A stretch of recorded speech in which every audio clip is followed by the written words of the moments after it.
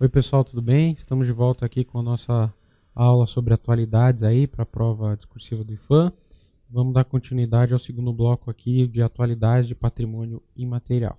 Bom, como já passei para vocês, né? Dividi aqui em patrimônio material, imaterial, arqueológico. Começamos pelo imaterial, falamos um pouco sobre as questões dos livros e aí dividi entre os 4 livros. Passei já sobre o livro dos saberes e das celebrações, e agora a ideia é a gente falar um pouco sobre, né, mais alguns registros aí dos livros das formas de expressão e dos lugares, tá? Lembrando sempre lá da validação que eu falei para vocês. Então, né, lembrando que eu falei do Bumba, meu boi, no livro das celebrações, citei aí os 5 patrimônios que já são brasileiros e internacionais. O livro dos saberes, né, onde eu destaquei os doces de Pelotas e os queijos artesanais, nessas da lei, enfim. Vamos agora ao livro das formas de expressões, né, são essas formas todas aí que já estão registradas, tombadas, né, pelo patrimônio, pelo IFAM, e qual que eu destaquei aqui foi a roda de capoeira. Por quê? Bom, como eu acho que eu até cheguei a citar ali no primeiro bloco, né? A roda de capoeira é um patrimônio brasileiro desde 2008, assim como a feitura lá dos queijos completa 10 anos agora em 2018 também, né? As pessoas acabam gostando dessas datas, né? Faz 10 anos, 15 anos, 20 anos, enfim. Então fica uma data comemorativa, digamos assim, mas porque acabam surgindo reportagens, pessoas começam a, né, reavaliar ali todo o processo, então isso volta a ser um tema de debate, de discussão, volta a estar em pauta. E, né, roda de capoeira em 2008, então, registrado no Brasil, e mundial desde 2014. Tá? É importante saber essas datas, esse ponto cair, você colocar isso na redação, né, é muito importante, demonstra conhecimento sobre o assunto. Bom, e o que a gente pode estar aí falando dessa. Não vou entrar aqui no ponto da roda de capoeira em si, mas nesses 10 anos, quais são aí as avaliações, o que a gente pode dizer? Bom, a partir do momento que um bem material ou imaterial é tombado, ele vira alvo de outras políticas públicas. Você consegue ter determinados tipos de financiamentos, né, linhas de crédito nacional, internacional, de defesa e de proteção. Portanto, ele se torna um alvo preferencial de políticas públicas na área. Neste caso, assim como alguns outros, mas nesse em específico, por ser uma prática mais difundida, mais conhecida, principalmente, né, em cidades, regiões ali da Bahia, você tem ele um foco de evidência ali dessas políticas públicas. Elas são avaliadas, digamos assim, em tempo real. Você tem a população, né, todo o tempo sofrendo impacto ou não delas. Por que eu digo ou não?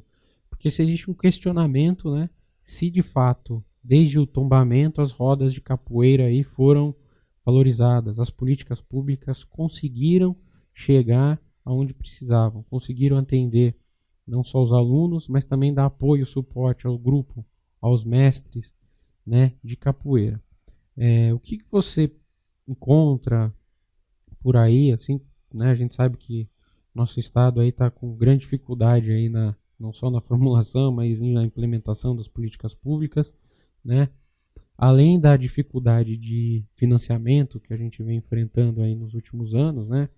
Você pode questionar ou não até que ponto o Estado deve estar investindo nessas práticas, mas, né, é inquestionável que uma coisa foi tombada, patrimônio, né? A gente sabe desde lá atrás não é qualquer coisa que se torna patrimônio. Enfim, você tem que então fazer planos de salvaguarda, políticas públicas.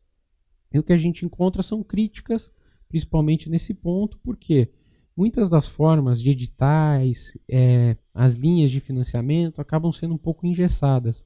Isso é uma dificuldade geral, mas a gente encontra muitas críticas neste ponto por grupos, mestres, que têm total conhecimento, é inquestionável a qualidade da sua ação, da sua prática, mas que por um outro tipo de formação, que não é aquela formação, né, digamos assim, formal da escola, de uma graduação, de uma pós-graduação, não conseguem ter acesso. Os editais, às vezes, cobram determinados títulos, registros, ou vem em uma forma muito complexa de inscrição, e não é porque essas pessoas não têm conhecimento, inteligência, é diferente. Um saber popular é muitas vezes diferente de um saber que é pedido para você fazer um registro no SICOMV, lá no sistema do governo federal. Então, o tipo de inscrição às vezes também pede alguns pontos que não estão dialogando com o dia a dia. Você prestar contas, às vezes é muito complicado, né? Como que o governo às vezes acaba pedindo uma nota de um grupo, de um professor ou de alguém que foi dar uma outra oficina. Às vezes as roupas, né, ali foram também objeto de subsídio aí de algum edital e você não consegue gerar a nota e aquilo é questionado. E aí o grupo fica num processo de não conseguir prestar contas, não ter uma assessoria às vezes, né, de um contador, enfim. E isso engessa, faz com que o grupo não seja aprovado e depois não pode concorrer ao próximo edital. E aí cria um círculo, né, vicioso aí de uma espiral decrescente que às vezes acaba até desarticulando o grupo. Ou então você tem um crescimento muito grande de um grupo com um determinado edital, esse recurso cessa. A gente viu bastante isso nos últimos anos na área da cultura, né? Você tinha uma série de pontos de cultura, de editais, isso quando é descontinuado, ou às vezes um grupo que não está, ele tem uma vontade, ele tem uma expertise, mas às vezes esse recurso, aquilo, né? Às vezes ele dá um gás, ele acaba aumentando bastante o grupo, mas uma coisa efêmera que a partir do recurso, né, que vai embora, o grupo acaba também se desmobilizando. E aí pessoas que têm uma prática há muitos anos aí, que estão atuando na área, acabam ficando sem nenhum tipo de salvaguarda.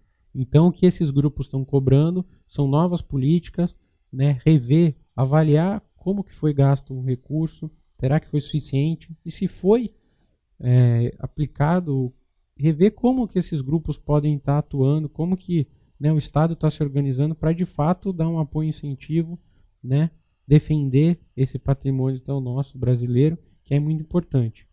Então, fazer esse debate num texto, demonstrar que você tem esse conflito, e aí diferente de um patrimônio que é recente, né, e mesmo antes dele ser tombado, isso, né, as rodas de capoeira já estão aí em evidência há muitas e muitas décadas. Então, ter isso em mente é importante fazer essa discussão. Bom, vamos em frente. Do livro dos lugares, né? Aqui é dos últimos livros dos grandes livros aí de registro do patrimônio que eu separei para vocês, do patrimônio imaterial. Acho que é importante citar aí, né, as feiras, porque a feira de Campina Grande, Caruaru, né, que agora estão as duas, entrou uma primeiro, aí depois veio a outra, enfim, são feiras locais, pontos, assim, não só de comércio, mas pontos de encontro, pontos de costumes, de uma identidade de uma cidade, mas que congrega uma identidade de todo um povo que está ao seu entorno. São polos regionais, onde as pessoas do campo vinham vender, né, os seus produtos, onde você tem pessoas que vêm de outras regiões do país para levar determinado tipo de especiarias, que daí, com essa mistura do cara que veio de uma região do campo, com uma especiaria que veio de outra, né, que uma senhora que está lá há muitos anos desenvolvendo uma técnica para um cozido, né, para um caldo, e isso acaba se tornando uma tradição, um ponto de referência numa cidade, numa feira, né? Pensar essas feiras como grandes mercados aí desses povos é muito importante, né? E agora que você tem um processo novo aí por mais que você tenha um avanço aí de uma culinária aí, de um fast food e tudo mais, a gente está vendo aí na TV muitas vezes programas que reforçam a culinária nacional, os produtos nacionais. Essas feiras têm grande importância, porque, né, fogem daquela lógica das grandes redes aí de atacados, de supermercados que acabam vendendo, padronizando os mesmos produtos industrializados, super industrializados, e lá você tem ainda a troca do cara que veio do campo e deixou o seu produto lá, às vezes ele mesmo tem uma venda, né? Então, entender essas feiras como ainda um local não só de troca, mas de encontro de costumes e de desenvolvimento de culinária, gastronomia, de artesanato, né? Essas feiras aí, quem já teve a oportunidade de alguns mercados municipais do Nordeste, na região Norte, você tem algum tipo de medicamentos ali, de uma medicina de uma outra tradição ali, com ervas, flores, enfim. Isso tudo são as características dessas feiras. E com essa nova discussão aí dos produtos nacionais, da culinária nacional, e também de estar na rua, né? Todo esse movimento de não ficar só no shopping center, voltar aí no mercado municipal, voltar a frequentar a venda do bairro, produtos naturais, produtos orgânicos, enfim. Essas feiras simbolizam um pouco dessa cultura, dessa tradição que você acabou se perdendo aí à medida que o país foi se urbanizando cada vez mais. Então acho que é importante citar, pode ser aí um dos temas também, discutir o papel dessas feiras e por que elas foram colocadas como patrimônios imateriais, né? Isso que é legal, que diferenciam elas de outras é isso, são polos regionais ali de encontro que têm determinadas tradições, não só de produtos, mas de gastronomia, de artesanato. Então é legal aí quem tiver mais interesse, olhando um pouco aí sobre essas feiras. Bom, além dos livros, a gente tem, já, né, como eu disse lá no começo, lembre-se, né, da ideia de patrimônios tombados, você tem patrimônios em registros, inventariados, mas também você tem algumas atividades que estão lutando aí, que estão em processo de tombamento aí, que estão reivindicando também estarem aí no registro desses livros. Uma aí que estava em pauta aí nos últimos tempos, porque está numa luta maior, tem uma evidência maior, é o forró, né?